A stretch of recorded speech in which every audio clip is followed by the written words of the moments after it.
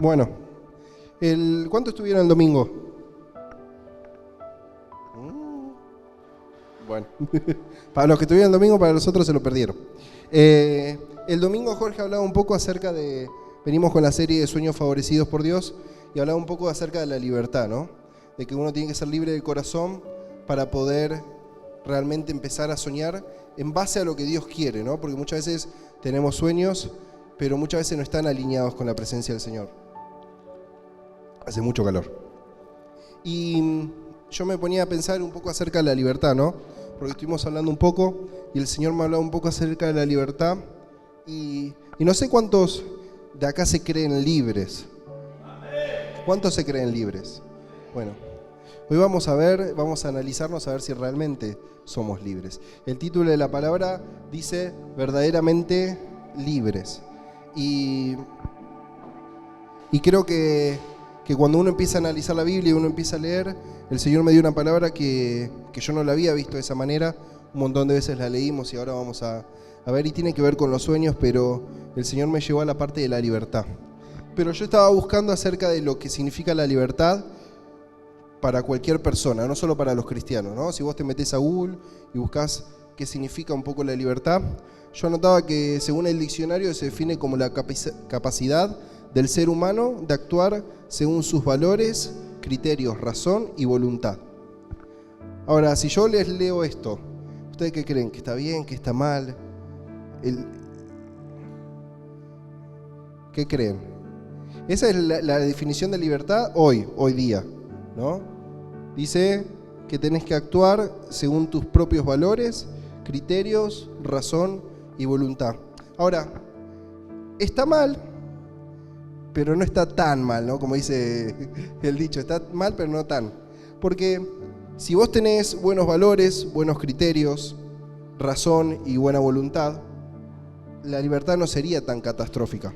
El tema es cuando dentro de los valores, los criterios, la razón y la voluntad se empieza como a enturbiar, entonces esa libertad que nosotros recibimos hace que nosotros podamos vivir en un cautiverio. Y esto el Señor me ponía y es re loco porque nuestra libertad o la libertad que nosotros creemos que tenemos muchas veces termina en un cautiverio para nuestras propias vidas, ¿no? Si yo le pregunto a papá estuvo 23 años en adicción y él tenía la libertad de hacerlo. O nadie le puso, le dijo, no lo hagas, seguramente sí, pero él decía, yo lo hago. Él decía que actuaba bajo sus propios valores, no le parecía tan mal. Arrancó como algo que no estaba tan mal. Era su propio criterio, su propia razón, pero por sobre todas las cosas, su propia voluntad. Ahora, esa libertad lo llevó a un cautiverio. Durante 23 años de su vida estuvo cautivo y el diablo lo tuvo cautivo. Y es re loco que hoy día, cuando pensamos en libertad y cuando se piensa en libertad para el mundo, uno piensa que puede hacer lo que quiere. Esa es la libertad, ¿no? Uno piensa que puede hacer lo que quiere. Y eso es cuando nosotros nos sentimos libres. Yo hago lo que quiero, nadie me dice nada. Si quiero salir a bailar, salgo a bailar. Si quiero salir a tomar, salgo a tomar. Total, yo sé y yo soy responsable de lo que hago. Y no nos damos cuenta que al final del camino está el diablo esperándonos, porque esa libertad nos lleva a un cautiverio. Ahora, cuando uno va a la Biblia, y me gustaría llevarlos a Juan 8:32, y conoceréis la verdad, y la verdad os hará libres. ¿Conocemos la verdad del Señor? ¿Conocemos la verdad del Señor? Dice que Él es el camino, la verdad y la vida. Es decir, que si lo conocemos a Dios, conocemos la verdad, y si conocemos la verdad, ella nos hace libre. Pero en el 36 dice, así que si el Hijo os libertare, seréis verdaderamente libres. ¿Y por qué usa la palabra verdaderamente libres? ¿No podrías decir seréis libres y listo? Sería más fácil. Sin embargo, el Señor dice que si lo conocemos a Él, ¿sí? Y si el Hijo, o sea Jesús, nos libertare, ahí es donde seríamos verdaderamente libres. Y hoy el Señor me habló a mí y quiero que te hable a vos también de poder empezar a vivir con completa libertad en el camino del Señor. Porque estamos hablando de los sueños, pero muchas veces esos sueños se ven frustrados o se ven detenidos o estancados, como decía Candela otra vez, ¿no? No solo por el temor, sino también porque no somos verdaderamente libres. Y cuando uno no es verdaderamente libre, hay una parte que está en cautiverio.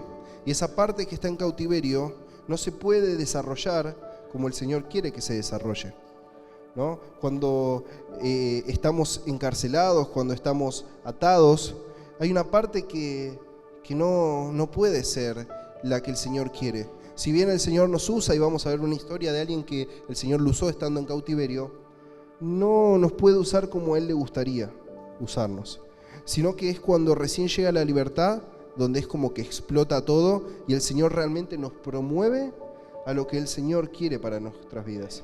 Y de este versículo el Señor me llevaba a 2 Corintios y dice: pero cuando se conviertan al Señor, el velo se quitará, porque el Señor es el Espíritu, y donde está el Espíritu del Señor, allí hay libertad. Es decir, nos decía que tenemos que conocer la verdad, es decir, a Jesucristo, ¿sí?, para ser libres, pero acá dice que donde está el Espíritu de Dios, allí hay libertad. ¿Y cuántos de nosotros tenemos el Espíritu Santo con nosotros? Es esa persona que no vemos, pero que siempre nos está taladrando en la oreja. No sé si alguna vez le pasó, pero es esa persona que cuando vas a hacer algo te dice, no lo hagas. Que cuando vas a salir a la calle te dice, ¿por qué no aguantas 10 minutos más? Y por ahí hubo un accidente en esos 10 minutos y vos zafaste. Es esa persona que te dice, este proyecto no es, pero cuando dice, mandale con todo. Es esa persona que te guía a toda verdad, es esa persona que te guía por la senda del Señor. Pero es esa misma persona la que te trae libertad real a tu vida. Y cuando me ponía a pensar en esto, el Señor me trajo la vida de José. ¿Y cuántos conocemos la vida de José? Se las voy a resumir porque son varios capítulos en Génesis, pero básicamente José era un niño que tenía un don de Dios. Un don de Dios que era hermoso. Recibía sueños, interpretaba sueños, pero tenía algo común de su edad y quizás algo común de no haber desarrollado el don de Dios, que era un poquito inexperto. No tenía mucha sabiduría.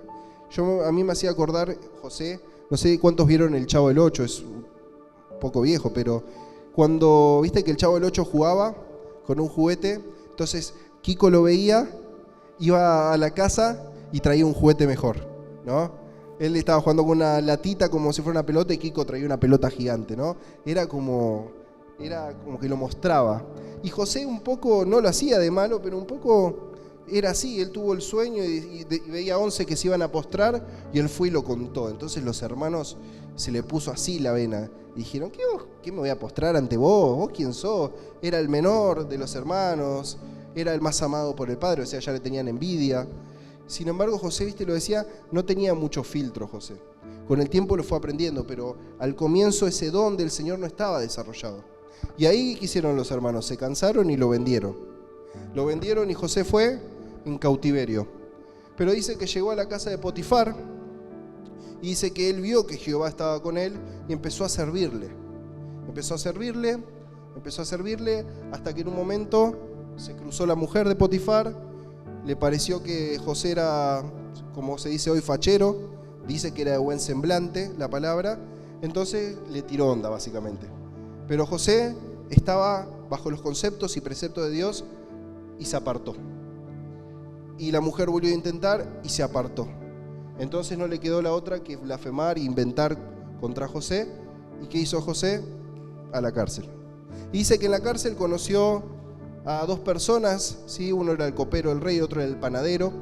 Y dice que estas dos personas atentaron contra el faraón y dice que tuvieron un sueño. Entonces José les cuenta el sueño, les narra el sueño, sucede lo que José dice a través de la revelación del sueño, y en un momento el faraón dice que tuvo un sueño que no lo dejaba dormir, lo aquejaba por las noches y ya no sabía qué hacer. Y entonces en una de esas, como 2 años después, el copero dice, ¿sabés que hubo un chaboncito en la cárcel que yo tuve un sueño y él me lo interpretó y pasó así. Se acordó 2 años después, podría haber salido mucho antes José, pero bueno, no tuvo tampoco sabiduría el copero. Dice que le contó al rey, entonces el rey se acercó al faraón, José se acercó a Faraón, le reveló el sueño, ¿no? Ya conocemos todos los 7 años, ¿sí? De sequía, los 7 años de bendición, de prosperidad. Y viene la parte que a mí me encanta, y la vamos a leer, pero la vamos a leer como yo quiero que la leamos, porque después vamos a ver un poco algo que el Señor me mostraba y es hermoso. Vamos a ir a Génesis 41, versículo 39. Y dice así: y dijo Faraón a José: pues que Dios te ha hecho saber todo esto, no hay entendido ni sabio como tú.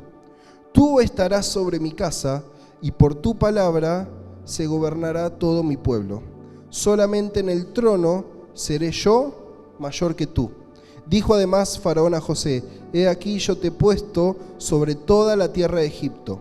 Entonces Faraón quitó su anillo de su mano y lo puso en la mano de José, y lo hizo vestir de ropas de lino finísimo, y puso un collar de oro en su cuello. Y lo hizo subir en su segundo carro, y pregonaron delante de él: doblad la rodilla, y lo puso sobre toda la tierra de Egipto. Y esta es la historia que conocemos, hermosa, ¿no? De cuando éramos chiquitos vimos la película de los dibujos animados de José, y es como el final bueno. José, después de todo lo que tuvo que sufrir, pobre, llegó y fue el segundo de Faraón. O sea, Dios lo puso en lo alto. Y desde allí él pudo empezar a hablar de su Dios. Ya no medio a escondidas, sino que él pudo hablar con total libertad de su Dios. Y realmente en ese momento es donde tomó libertad José. Porque si vemos la historia para atrás, si bien José, fue vendido por sus hermanos, hubo un momento donde estuvo sirviendo a Potifar, pero el Señor no había podido desarrollar todo el don de José. Él estaba como sirviente, como mayordomo, pero no se podía desarrollar en lo que el Señor había puesto sobre su vida. Cuando estuvo en la cárcel, él empezó a desarrollar el don con sabiduría que Dios le había dado, y fue el momento en el que Faraón se encontró con él que pudo darle la libertad. Pero me gustaría leer a partir del versículo 37 ahora, porque hay algo que yo nunca había visto. Escuché la historia 1000 veces, pero nunca le había prestado atención a esto, y quiero que la escuchen. Dice: el asunto pareció bien a Faraón y a sus siervos, y dijo Faraón a sus siervos: ¿acaso hallaremos a otro hombre como este, en quien esté el Espíritu de Dios?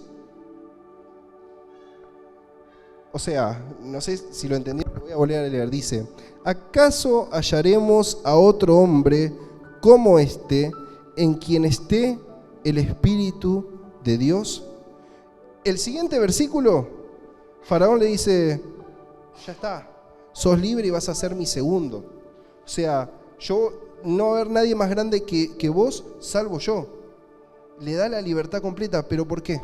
Porque reconoció que el Espíritu de Dios estaba sobre la vida de José.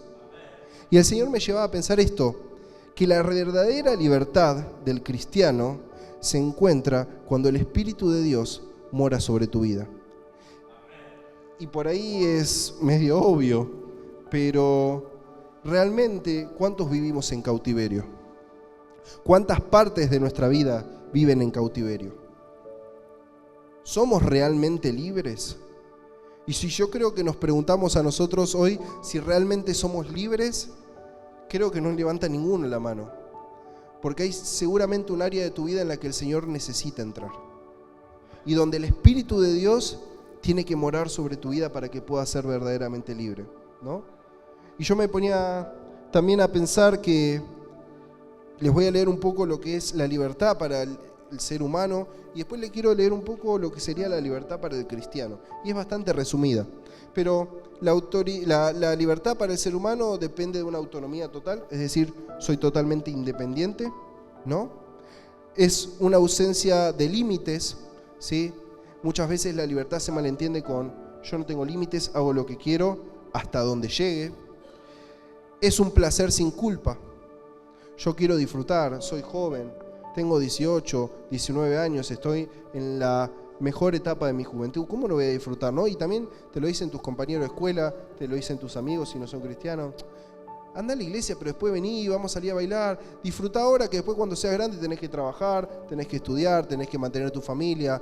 Podés disfrutar ahora y después cuando seas grande puedes hacer lo que vos quieras. ¿Nunca escucharon eso? También te dice una autodefinición. Y sobre todo hoy día, la autodefinición de yo quién soy o quién considero que soy, más que lo que Dios considera que yo soy. Pero la libertad en el Señor es completamente lo opuesto. Y por ahí muchas veces, cuando uno ve la libertad desde el punto de vista del Señor, no nos gusta tanto. Porque la libertad del Señor no tiene autonomía total. Al contrario, tiene dependencia total del Señor. Porque la libertad para el Señor no es ausencia de límites, sino es poder entender los límites que el Señor pone para mi vida. La libertad para el Señor no es un placer sin culpa, sino realmente es poder disfrutar de las cosas que Dios me dio, pero el placer lo dejamos a un lado dentro del contexto del Señor, por ejemplo el matrimonio. Y la culpa no es de Dios, sino que cuando uno peca, uno se arrepiente de corazón y el Señor trae perdón hacia nuestras vidas. Y la definición que el Señor que tiene de nosotros es que somos hijos adoptados por el Padre, y que cuando somos adoptados por el Padre, el Señor viene a nuestras vidas y ya no somos condenados, sino que somos salvos. Esa es la definición que tiene el Señor. Es decir, que si queremos vivir en libertad, tenemos que vivir bajo dependencia de Dios. La libertad en el mundo cristiano significa dependencia, no significa independencia. Y muchas veces nos cuesta un montón. Yo aprendí de muy chico, por mamá y por papá, que siempre trataron de que yo sea independiente, ¿no? Cuando pudieron me regalaron un auto para que me maneje solo. Siempre hacían todo lo posible como para que yo no dependa de ellos, ¿no? Y gracias a Dios les agradezco hoy día porque yo me muevo solo, con libertad, y eso fue gracias a ellos. Podría depender completamente de ellos y no haber aprendido nada, ¿sí? Y muchas veces, sobre todo cuando uno tiene discapacidad, cuesta. Y yo veo casos donde hay muchos chicos que si los padres no le dieron esa libertad o esa posibilidad de independencia, hoy por hoy hay cosas en las que tienen que depender de los padres totalmente. Y yo doy gracias de que puedo ser independiente en lo físico, en lo que necesito hacer, pero también me enseñaron a ser dependientes de Dios. Y creo que esto es lo más importante a los padres, a los que son hermanos, a los que son hijos, que puedan aprender a ser dependientes de Dios y que puedan enseñar a ser dependientes de Dios. La dependencia de Dios no es mala, al contrario. Ellos me enseñaron de que yo era chico a que Dios tenía que ser lo más importante en mi vida. Y si bien por mucho tiempo a Dios lo vi medio de reojo porque me enojaba con Él por la situación en la que vivía, pude entender que sin Él no soy nada. Y yo creo que cuando uno puede entender que sin Dios uno no es nada, es cuando puede empezar a vivir completamente dependiendo de Él. Para todo.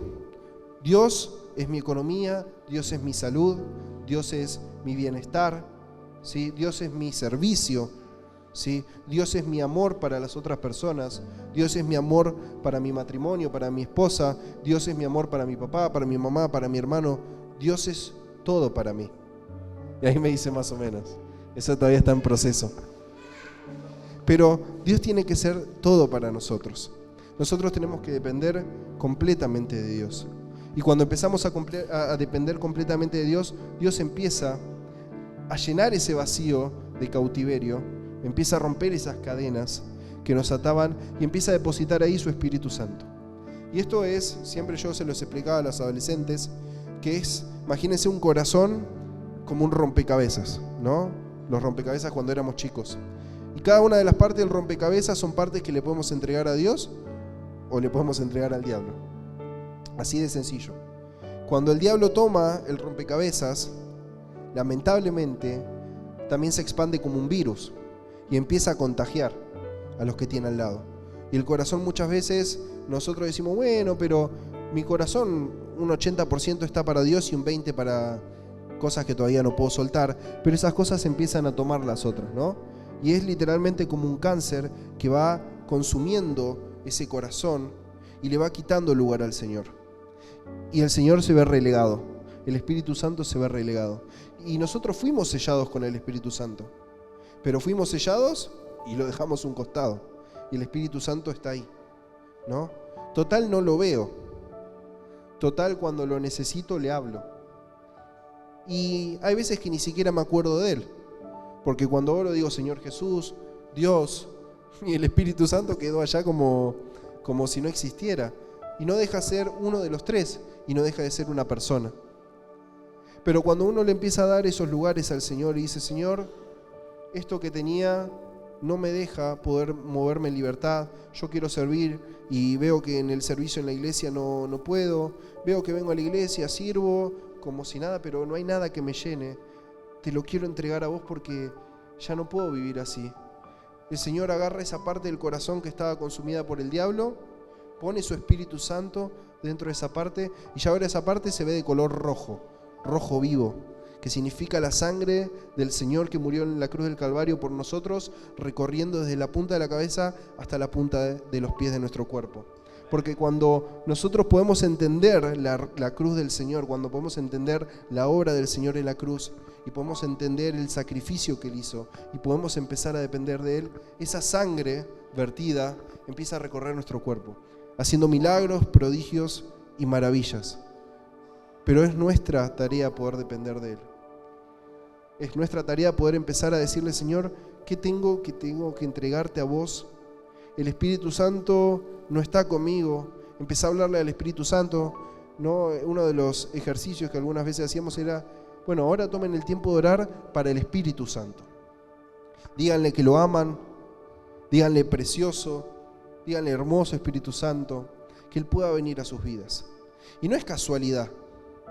El Señor Jesús está intercediendo por nosotros allá, a la diestra del Padre. Dios está controlando todas las cosas, pero el que está acá con nosotros es el Espíritu Santo, ¿sí? Porque muchas veces tenemos malos conceptos. Muchas veces creemos que Jesús está acá. Y Jesús está allá. Jesús está a la diestra del Padre. Pero ¿eso quiere decir que no se mueve Dios con nosotros? Sí, porque dice que dejó al Espíritu Santo. Aquel que acompañó a Jesús en todo su ministerio quedó acá en la tierra para que podamos recibir ese consolador que está con cada uno de nosotros si creemos que el Señor murió por nosotros. Es decir, que Dios está con nosotros, pero muchas veces lo delegamos a un lugar de menos importancia y creemos que necesitamos a Jesús o a Dios. Y en realidad necesitamos a los tres porque los tres son uno. Y tenemos al que está con nosotros y no le damos bola. Y vamos a buscar el que está allá a la diestra del Padre. Y muchas veces somos nosotros los cabeza hueca. Y en la palabra te dice, si el Espíritu de Dios está sobre tu vida, serás libre. Acá dice que el faraón vio al Espíritu de Dios en la vida de José. ¿Y qué pasó con José? Fue libre. Salió de la cárcel, comenzó a vivir una vida en bendición, se pudo reencontrar con su familia. El Señor pudo reestructurar esa familia que por muchos años había seguramente traído sobre José dolor, porque no lo dice en la Biblia, pero no creo que haya estado muy feliz con que lo hayan vendido. Si a mí me vende Mateo, cuando lo vuelvo a ver a Mateo lo agarro de los pelos así. Yo no estaría feliz, y más si después los vuelvo a ver. Seguramente fue un momento movilizador. No era un superhéroe José, era un ser humano. Muchas veces lo vemos a los personajes como superhéroes. A David, a Daniel. Eran seres humanos entregados a Dios, que seguramente entendían un poco más de la entrega al Señor que nosotros, pero también son el ejemplo vivo para que nosotros nos podamos basar en ellos. Y no es muy larga la palabra, era esto lo que el Señor me traía a mi vida, ¿no? De lo que había hablado Jorge, de poder ser verdaderamente libres, de que el Señor realmente pueda darnos la libertad que nosotros merecemos. Si hoy estamos acá, merecemos libertad completa para servir, para poder ministrar, para poder empezar a servir si no tomamos la decisión, pero por sobre todas las cosas para poder dedicar nuestra vida por completo al Señor. Si todavía no pudiste dedicar tu vida por completo al Señor y no pudiste dejar todo a los pies de Dios, hoy es el llamado del Señor para tu vida que te está diciendo, deja todo acá, yo estoy acá, soy el Espíritu Santo que está acá, que quiero poder entrar, que quiero poder traerte libertad, ¿sí? quiero poderte traer eso que necesitas. Muchas veces hay personas que viven en una libertad ficticia, ¿no? A mí me hacía pensar en los presos, ¿no? Reciben la libertad y yo me ponía quizás en su cabeza y decía, ¿no sentirán culpa por lo que hicieron? ¿No sentirán miedo por alguna represalia de alguien, de algún familiar, de algo de lo que hicieron? ¿No sentirán temor por las noches? Lo que hayan vivido en la cárcel, ¿no hará que a la noche no puedan dormir tranquilos? ¿Que duerman con miedo? Entonces, ¿recibieron verdadera libertad? ¿O es una libertad ahí? Una libertad que ante el mundo, ante la ley, ya no sos más culpable, pero para adentro esa culpabilidad sigue vigente. Y muchas veces nosotros hicimos cosas que Dios ya perdonó y Dios dijo, ya está, ya saliste, listo, y nosotros seguimos cargando con eso, ¿no? ¿Y qué cosa la culpa? Esa culpa que no nos deja movernos, esa culpa que vamos a hacer algo y no lo hacemos por miedo a equivocarnos de nuevo, ¿no? Esa culpa que nos mantiene atados, como decía Cande, estancados. Y cuando uno se estanca, uno no puede avanzar. Y la otra vez decía Cande que el estanque uno piensa a veces que es bueno. No, pero acá estoy quietito, no me pasa nada. Pero uno no se da cuenta que hay un montón de cosas por delante. Y que uno no las está pudiendo agarrar porque está frenado. Y el Señor en esta hora te quiere sacar de ese freno. Quiere sacarte ese freno de las piernas, de los brazos, de tu cabeza, por sobre todas las cosas, de tu corazón, y te quiere dar la libertad para que vos a partir de hoy puedas empezar a vivir bajo lo que el Señor quiere. Que esos sueños que nosotros tenemos y que en esta serie Sueños Favorecidos por Dios estamos poniendo delante de papá para que realmente el Señor los pueda cumplir, que los podamos empezar a soñar y a ver con la visión del Señor, que lo podamos empezar a ver bajo lo que el Señor quiere ver de esos sueños. Muchas veces son sueños cortos, porque nuestra fe es corta, porque nuestro miedo es grande.